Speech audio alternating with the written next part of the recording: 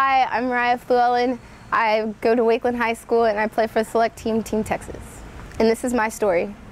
Being a student athlete, it's hard to juggle at times because you deal with have to get stuff turned in. You always want to have a high grade, so you'll be able to always play.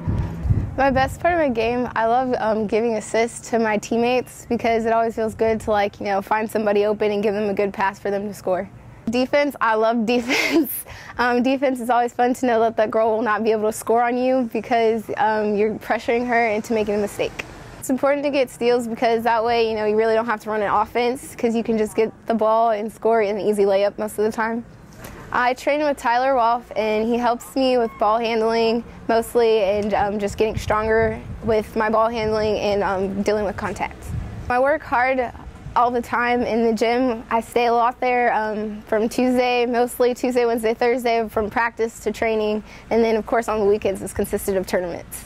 I look up to Skylar Diggs because she's very popular right now, and she's very pretty and she plays the game pretty well, and I would like to model her game in basketball.